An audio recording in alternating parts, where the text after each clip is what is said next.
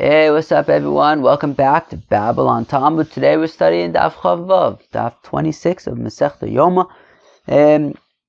We're continuing discussing the lots. We start the Daf with a new Mishnah that discusses lots 3 and 4.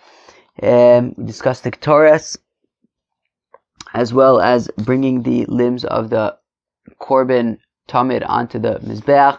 And then we move on to really two Mishnayos, talking about how many Kohanim it takes to bring all of the parts of the animal onto the Mizbeach. So that is what's on the agenda for today. Let's get started. We're on Daf Chavav Amud Aleph, 3 lines into the page at the new Mishnah. Zok the Mishnah, Hapayis Hashlishi, the third lottery that they had in the Beis Hamikdash every morning.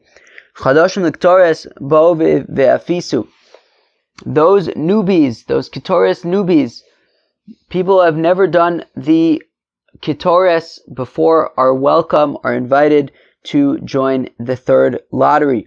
V'arvi Chadoshim im Yishanim, and for the fourth and final lottery, so that is open to both new people as well as people who have done it before. Mimayla Ivarim min HaKevesh HaMizbeach, and that lottery is to determine who will be bringing the limbs of the Korban Tamid up onto the top of the Mizbeach, onto the fire.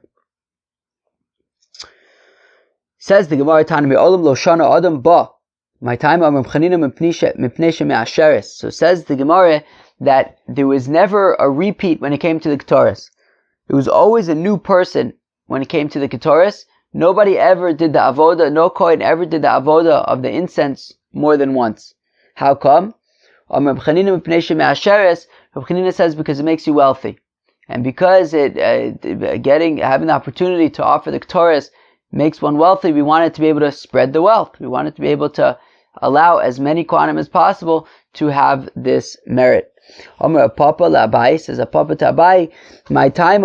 How come doing the service of the incense is associated with wealth and makes a person wealthy? So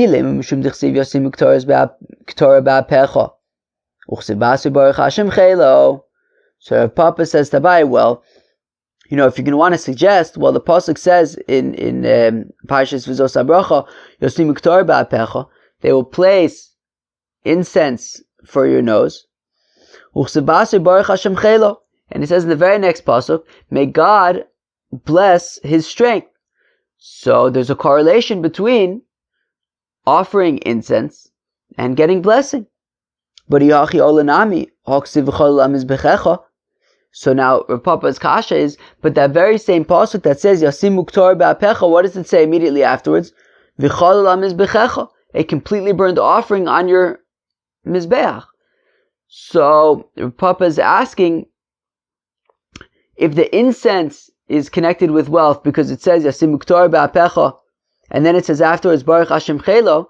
Well, then that same first pasuk that says V'chol al mizbechecha, referring to Korban Olas on the Mizbeach, so shouldn't that mean that whoever offers the Korban Olah is also associated with wealth? So Amalei Sabai answers, Hashchicha v'alo shchicha, that there's a difference, which is that the Korban Olah is a lot more common than the incense. Incense was only offered twice a day.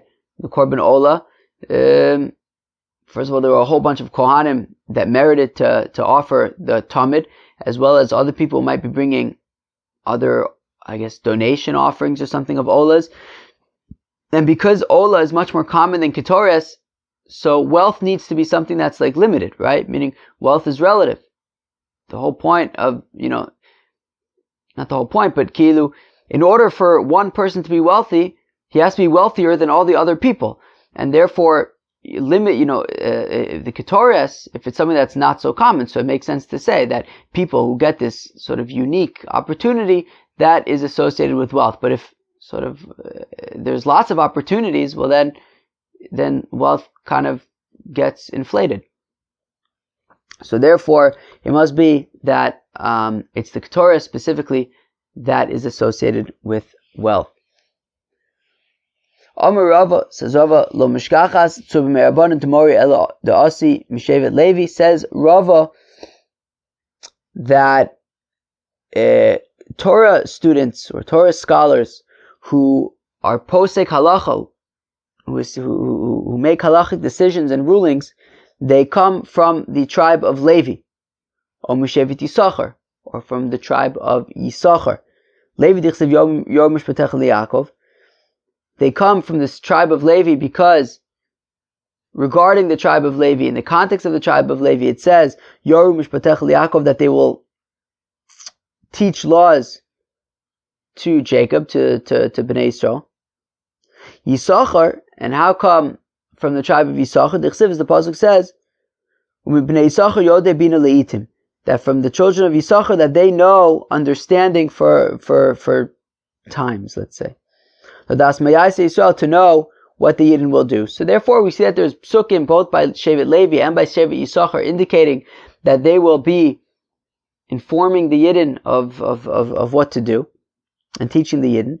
So therefore the poskim must come from Shevet Levi or Shevet Yisachar. Ve'emi Yehuda Nami, Tichsev Yehuda Mechokeki. But what about by Shevet Yehuda? It also says that Shevet Yehuda Mechokeki, those who make my rules and make my laws. So the Gemara answers that what Rav is talking about is teaching Psak Halacha. That was the place of Levi and Yisachar. Yehuda was a lawmaker. Yeah, he was a ruler. So he would rule the Yidden in that sense, but not necessarily be a posek halacha. So the poskim would come from Yehuda and come from Levi and from Yisachar. Amr Yochanan in Mefaisin al Talmud Shabbeinu Arbaim, says Rabbi Yochanan that there would not be a separate lottery for the afternoon offering. Ella, rather, Kohen shezacha bo b'shachar zocha bo arvis. Rather, the Kohen who won the lottery, or the Kohanim really, who won the lottery for the different steps of the Korban Tamid Shel Shachar, so they would do the same thing for the Tamid Shel Bein Arbaim.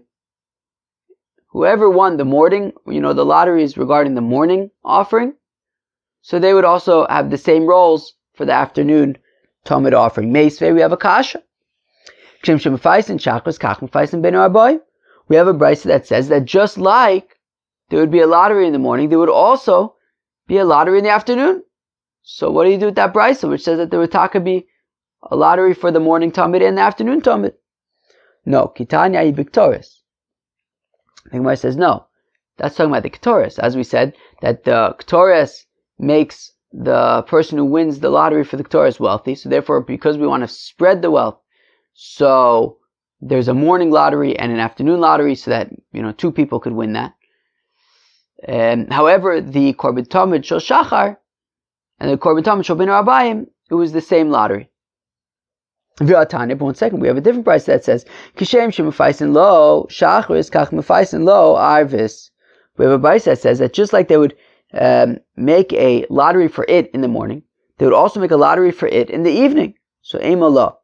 So Gemara says, yeah, but maybe instead of saying lo, which is male, say la, which is female, reference to the Ketores, as opposed to the Talmud. To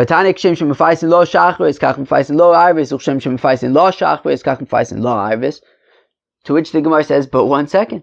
We have another brisa, which is even more specific, and it's clear that it's referring to both the Talmud and the Ketores, because what does it say? Let's read it again. We have a brisa that says, Kishem shemafaisin lo shachris, just like we make a lottery for it in a male form, referring to the Talmud in the morning, kach mafaisin lo arvis, we also make a lottery for the Talmud in the afternoon. And just like we have a lottery for the Ketores in the morning, we also have a lottery for the Ketores in the afternoon. So we see that the price is pretty specific, that we have 2 lotteries each for the Ketores and for the Talmud. Says Shmuel by Yitzchak, that brisa which says that there are 2 lotteries each, one for the Talmud and one for the Ketores, that's specifically on Shabbos. Hol mishmaros mischadshos, since there's new mishmaros, and therefore you have one mishmar working in the morning, and another mishmar, the new mishmar, is already working in the afternoon on Shabbos, and therefore the lottery that you had in the morning with the previous mishmar is not going to, roll over to the new mishmar because it's different people. So therefore, you have to do a second lottery for the korban tamid shel bein arbaim on Shabbos. However, during the rest of the week, the lottery that you did in the morning for the korban tamid would work also for the afternoon tamid. Now, frek the Gemara, but what about the assumption that we had initially, which is that perhaps there would be a separate lottery for the Talmud Shel Shachar and for the Talmud Shel Bein Arbaim? Nefishilu payosos. Wouldn't that mean that there's now too many lotteries? We said that there are 4 lotteries in the Beis Hamikdash. If we would now have an additional lottery for the afternoon Talmud, wouldn't that mean that there's a 5th? So ma'isi kuli mitzafra also d'zachi b'shach v'zachi d'zachi ba v'zachi. So the Gemara says no. We wouldn't necessarily have an additional gathering for a lottery. You could theoretically argue that even if you want to say that there would be a separate lottery for the morning and a separate lottery for the afternoon, they would do them all at the same time. So they would all gather for a lottery, and at the same time that they would do the lottery for the Talmud Shel Shachar, they would also do a lottery for the Talmud Shel Bein Arbaim. So it wasn't necessarily considered a new lottery. If you understand it like Rav Nachman Bar Yitzchak did, that it's about gathering 4 times, so they would still only gather 4 times. But if you want to say that that there were separate lotteries for the Talmud Shel Shachar, for the Talmud Shel Bein Arbaim, so while they were already gathered for the lottery for the Talmud Shel Shachar, they would also chaperein and do the lottery then for the Talmud Shel Bein Arbaim. Okay, sounds good to me. Harvi chadashim mishanim v'chulei. So we say now, when we get to the 4th lottery, who is going to take the parts of the animal from the ramp of the Mizbeach and put them on the fire on the top? So we say that is open to Chadashim Gam Yishanim, to people who have never done it before, as well as people who have done it before. Masnisin Tilok Rabbi Eliezer ben Yaakov. So our Mishnah that says that there was a separate fellow, right, that there was a lottery to figure out who is going to bring the limbs from the ramp onto the Mizbeach, that's not like Rabbi Eliezer ben Yaakov. The Tanai Rabbi Eliezer ben Yaakov Omer, Amai levarim lakeves, shumai leosan the Mizbeach. Because Rabbi Eliezer ben Yaakov says that the same people who won the lottery to put the parts of the animal onto the ramp, well, they also then, when it's the time, they take the parts of the animal from the ramp and put it on the Mizbeach. But our Mishnah seems to be saying that there was a separate lottery for a separate fellow whose role it would be to take all the parts and put them on the Mizbeach. Now what's the machlokas between our Mishnah, who says that it was a separate role, and Rabbi Eliezer ben Yaakov, who says that it was the same people who put it there in the first place would then put it on the Mizbeach? What are they really arguing about? Marsavar b'rova majas melech, u'marsavar makom shchina lav orech ara. So, our Mishnah that says that let's give the opportunity to another person to put the parts of the animal onto the Mizbeach, that's because of the concept of b'rova majas melech, that with a larger crowd, it is more a splendor for the king, and therefore, if we can get another Kohen and give him the opportunity to put the parts of the animal on the Mizbeach, let's do that. Let's get as many people involved as possible. It's more glorious for God. Whereas Rabbi Eliezer ben Yaakov's theory is that it's not, we don't want it to look like a burden, right? We don't want it to look like the Kohanim don't want to do more than they have to. I'll bring the part and put it on the ramp, but somebody else needs to take it from the ramp and put it on the Mizbeach. We don't want it to look like that. So Rabbi Eliezer ben Yaakov says, therefore, the same people that are putting it on the ramp are then also completing the job and taking it from the ramp and putting it on the Mizbeach. Rava says, Rava, Rabbi Eliezer ben Yaakov islay Rabbi Yehuda, Rabbi Yehuda islay Rabbi Eliezer ben Yaakov. Okay, we had seen the opinion of Rabbi Yehuda the other day, which was that when it comes to the Ketores, there was one lottery that worked for the Ketores, and then whoever won that lottery would choose, the person next to him to help him with the shot. He would shovel the coals, and then they would, you have one person who has the coals, you have one person with the incense, and then they would work together as a team. But it was not a separate lottery. So therefore, if you're Rabbi Yehuda, who says that there was only one lottery for the Ketores, so then you have to have an additional lottery. The fourth lottery then would be for who's going to take the parts of the animal from the ramp and put them on the Mizbeach. Now, if you're Rabbi Eliezer ben Yaakov, who says that there was no fourth lottery for who's going to put the parts of the animal on the Mizbeach, because the same people who put them on the ramp put them on the Mizbeach,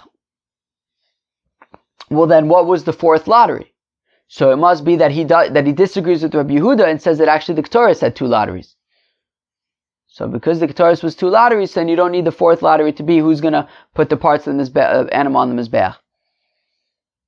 However, according to Rabbi Yehuda, who says that there was only one lottery for the Ketores, well then the fourth lottery was who is going to take the parts of the animal and put them on the Mizbeach. So again, so 3 lines from the bottom of Chavav Mud Aleph. Amar Rava says Rava lo Rabbi Eliezer ben Yaakov isla to Rabbi Yehuda. Rabbi Eliezer ben Yaakov, who says that there was no fourth lottery to determine who puts the parts of the animal onto the Mizbeach. So he doesn't, right? Lo Rabbi Eliezer ben Yaakov isla to Rabbi Yehuda. He disagrees with Rabbi Yehuda, who says that there was only one lottery for the Ketores, because rather Rabbi Eliezer ben Yaakov would say that there were two lotteries for the Ketores, and no lottery for who's going to take the parts of the animal and put them on the Mizbeach. For Rabbi Yehuda, it's like Rabbi Eliezer ben Yaakov, and Rabbi Yehuda, who says that there was only one lottery for the Ketores, he disagrees with Rabbi Eliezer ben Yaakov, who says that there was no role for a fellow to take the parts of the animal and put them on the Mizbeach, and rather Rabbi Yehuda would have to say that there was that role. The imkain batzulu payasos, because if they would agree with each other, then we would have less than 4 lotteries. V'mishkachas tana the Tani Chamish, how would look Rabbi Eliezer ben Yaakov is look Rabbi Yehuda? And if there theoretically would be a Tana who holds that there were 5 lotteries, well then he would have to hold like neither Rabbi Yehuda. Rabbi Yehuda says that there was only one lottery for the Ketores. He would have to disagree with Rabbi Yehuda and say that there were 2 lotteries for the Ketores. And he also would have to disagree with Rabbi Eliezer ben Yaakov, who says that the same people who put the parts of the animal on the ramp of the Mizbeach would also put them on top of the Mizbeach. So he would have to disagree with that also and say that was a separate role. So there were 2 lotteries. You would have to say that there were 2 lotteries for the Ketores, as well as a lottery to determine who would put the parts of the animal on top of the Mizbeach, and then you can get 5. But you'd have to disagree with both Rabbi Yehuda and Rabbi Eliezer ben Yaakov if you wanted to say that. Alright, very nice. Alrighty, now we have a new Mishnah. Tamid Kariv B'Tisha Ba'asar B'Achadsar B'Shneim Asar Lo Pachos V'Lo Yoser. Says the Mishnah that the Korban Tamid was offered with either 9, 10, 11, or 12 Kohanim. Now we had said the other day that there were 13 Kohanim. This is referring to only specifically the parts related from the parts of the animal and onwards. So as Rashi points out, so Chamisha Le'ivarim, you would need 5. I'm in the Dibra Maschel Atzmo. So you need 5 for all the limbs. Ve'echad lekravayim, 1 for the intestines, that's 6. Ve'echad lesoles, 1 for the flour that came with it, which is 7. Ve'echad lechavitin, 1 for the minchas chavitin that would be brought by the Kohen Gadol, that's 8. Ve'echad leyayin, and 1 for wine, which is 9. Okay? Meaning, so we said, Talmud Kari B'Tisha, so the Korban Tamid would be offered with 9. So Kilu, from the time that we're discussing working with the parts of the animal and on, so it would be 9 Kohanim. Ba'asar, sometimes it could be 10. B'Achadsar, sometimes it could be 11. B'Shnei Asar, sometimes it could be 12. Lo Pachos V'Lo Yoser, but it's never going to be less than 9 or more than 12. Ketzad, how do we get these numbers?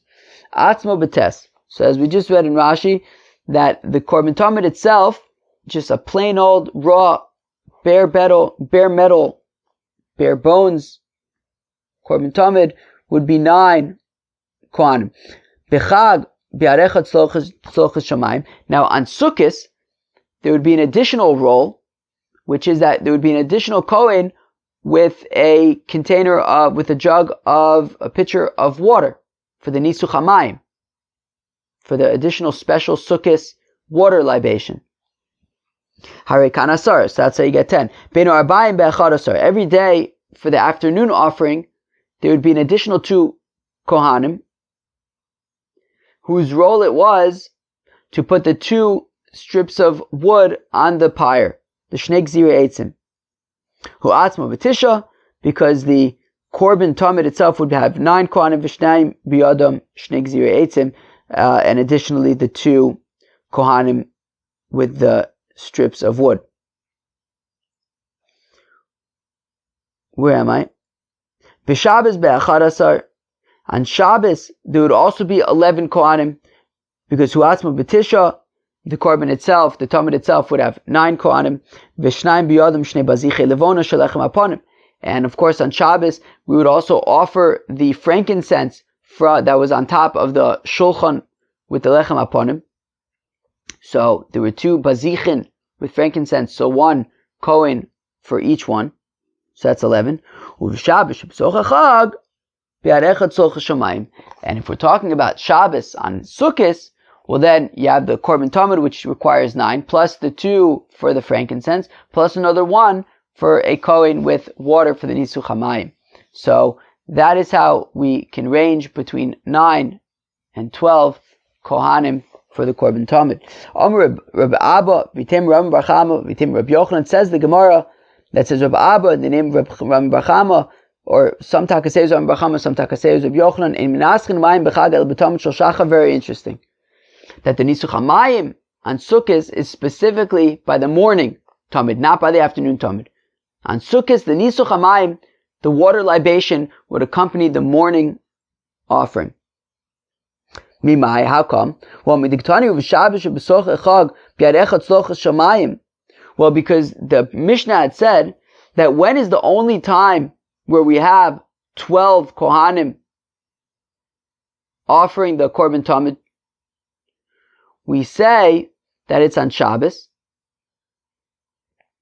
because you have the Korban Tamid, which requires 9, plus the 2 bazichin of Levona, which is another 2, which is 11. Plus, if it's Sukkot, so then you have the additional Kohen with the water for the Nisuch HaMayim, so that's 12. Now, and if it enters your mind to say that the Nisuch HaMayim on Sukkot was also by the afternoon offering, well then b'chol nami mishkachasla. Well then, every day of Sukkot, you're going to have 12 Kohanim offering the Korban Tamid, because if we say that by the Korban Tamid Shobin Arbaim, there would also be Nisuch HaMayim, so we said that every day in the afternoon there would be 11 Kohanim, 9 for the Tamid, 2 for the Shnei Gzirei Eitzim, and if we say that there was also Nisuch HaMayim at the afternoon offering, so then in addition to those 11, there would have to be another one for the water, which would be a 12. And for the fact that we say that the only time that we have 12 Kohanim offering the Korban Tamid is in the morning of Shabbos on Sukkot, so it must mean that the afternoon offering does not have Nisuch HaMayim on Sukkot. Rav Ashi says, I can also prove that to you from a Mishnah, or find support for that opinion from a Mishnah. As the Mishnah says, that when it comes to Nisuch HaMayim, that when the Kohen was going to pour the water libations onto the Mizbeach on Sukkot, so we say to him, lift up your hand so that we can see you pouring the water into the sort of the seifel, into the place that you would pour the water on the Mizbeach.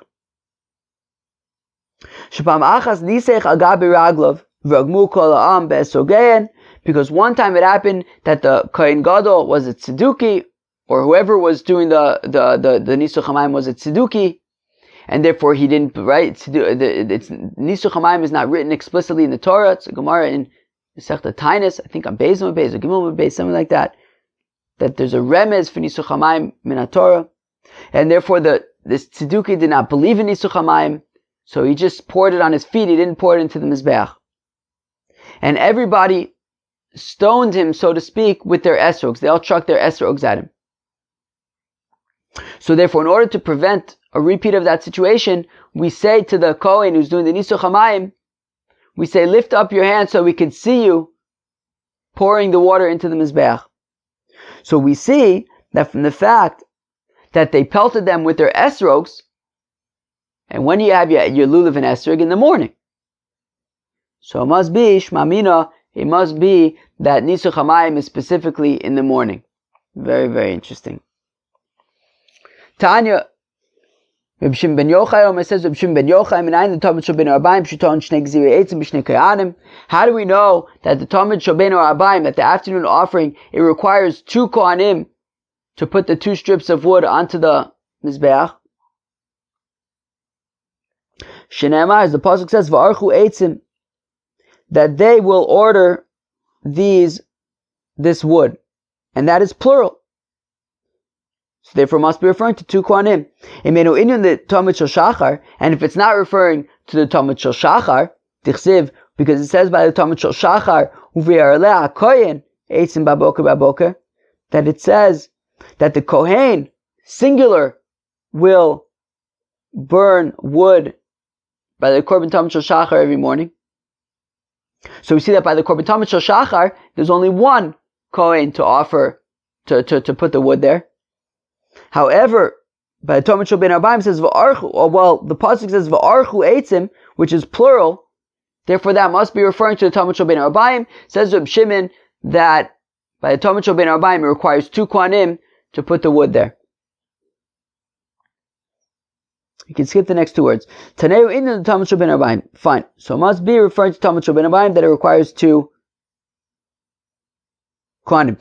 Ve'ema idi ve'idi b'Talmud Shel Shachar. Perfect Gemara, maybe they're both talking about the Talmud Shel Shachar. Both psukim. V'amar Achmanim, what the pasuk is saying is Ovid v'hadar Ovid.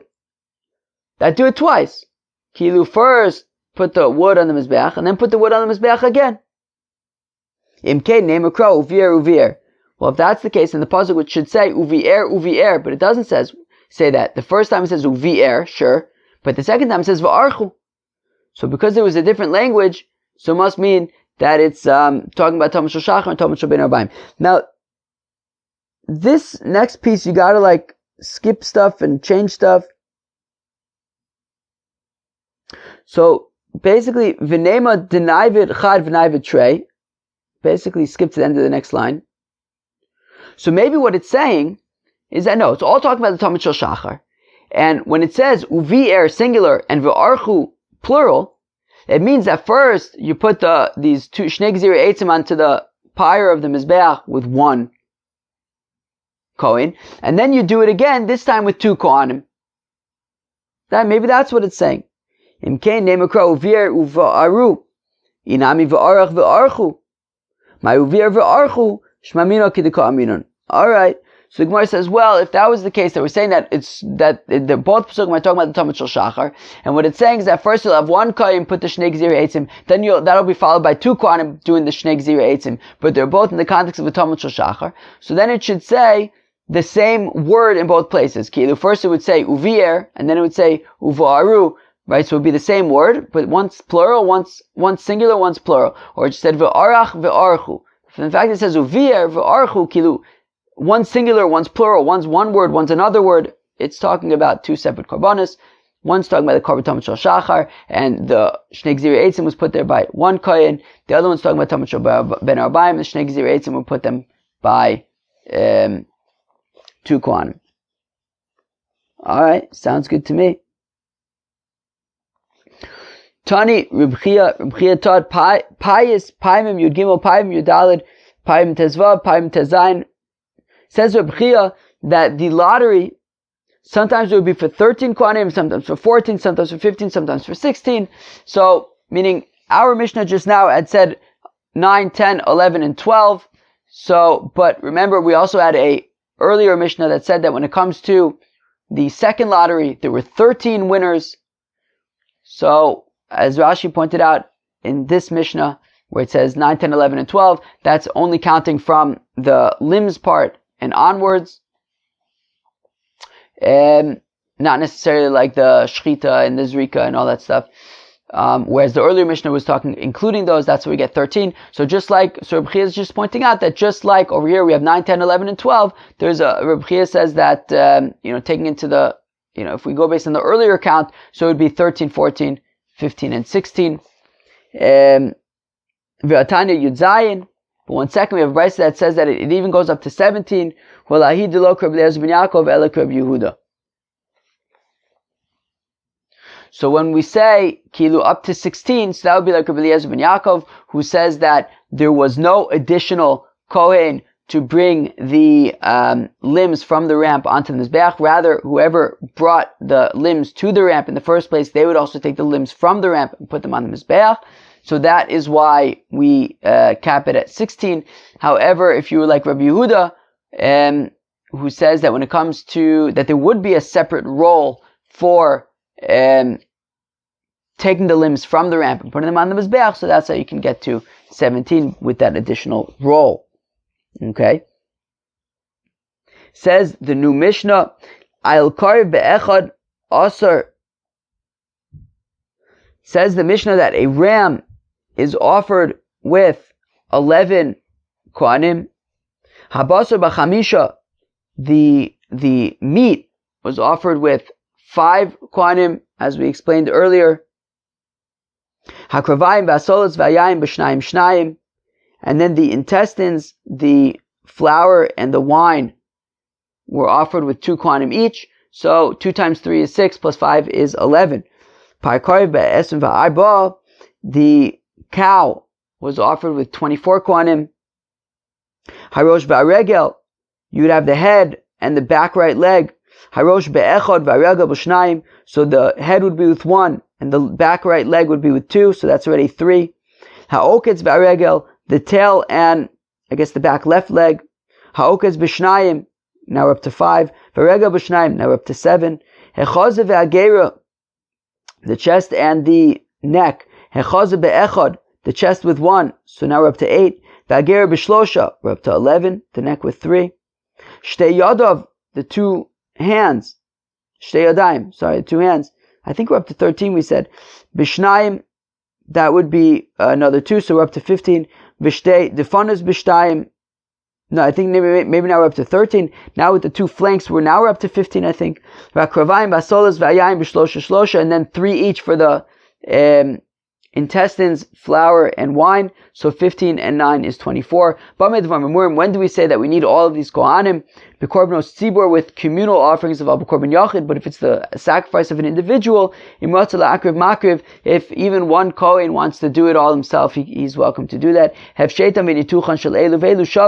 The removal of the hide as well as cutting up the animal into pieces, they are equal for all animals, and as Rashi says, the Gemara will explain that means that it's ksher bizarre, even a non-kohen can do that activity.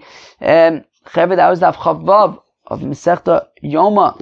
I hope that you enjoyed Daf Chavav. What did we discuss? We had 3 Mishnayos in Daf Chavav. We discussed the third lottery, which was for the Ketores. We said that nobody ever double dipped on the Ketores because there was a special zchus that whoever did the Ketores would become wealthy, and therefore we wanted to make it available to as many kohanim as possible. We discussed that we said that there would be no separate lottery for the afternoon offering. Rather, the lottery for the morning offering worked for the afternoon offering as well. We said that there was then a 4th lottery for who would take the limbs from the ramp of the Mizbeach and put them onto the Mizbeach. We saw machlokas between Rabbi Yehuda and Reb Eliezer ben Yaakov. That Rabbi Yehuda, who had said earlier that there was only 1 lottery for the Ketores, even though there were 2 people who participated in it, so he would say that the 4th lottery was taking the limbs from the ramp and putting them on the Mizbeach. However, Rabbi Eliezer ben Yaakov says that the same people that would take the limbs and put them onto the ramp, they would take the limbs and put them on top of the Mizbeach. And therefore we say that according to Rabbi Eliezer ben Yaakov, since there was no additional role for putting the limbs on the Mizbeach, he must hold that there were 2 lotteries when it came to the Ketores, so that he would also have that number of 4 lotteries. We said, what's the machlokas between Rabbi Eliezer ben Yaakov and Rabbi Yehuda based on? So it's based on Berova Mahadras Melech, right? Well, Rabbi Yehuda would say Berova Mahadras Melech, and therefore we want to get as many people as possible to get involved with the Korban Tamid, and therefore we have a special role for somebody to take the limbs from the ramp and put them on top of the Mizbeach. Whereas Rabbi Eliezer ben Yaakov, his opinion is that we don't want it to look like a burden that, some people are only willing to put it on the Mizbeach, on the ramp, somebody else needs to put it on top of the Mizbeach. Rather, we want people to be excited, and therefore they're going to do, they're going to take complete ownership of their activity. They'll put it on the ramp and then put it on the Mizbeach. You don't need an additional role for that. It would make things look like a burden, chas v'shalom. We then got to a new Mishnah that said that the Korban Tamid can be offered by 9, 10, 11, or 12 Kohanim based on the current events. Well, the afternoon offering would always have 11 because they would have the Shnei Gzirei Eitzim. On Shabbos, there would also be 11 because you would have the 2 Bazichin of frankincense. And on Sukkot, there was the additional Nisuch Hamayim. And then we saw an additional Mishnah at the end, which says that a ram has 11 Kohanim offer it, and a cow has 24. Chevre, I hope you enjoyed. Have a great day. Cheers.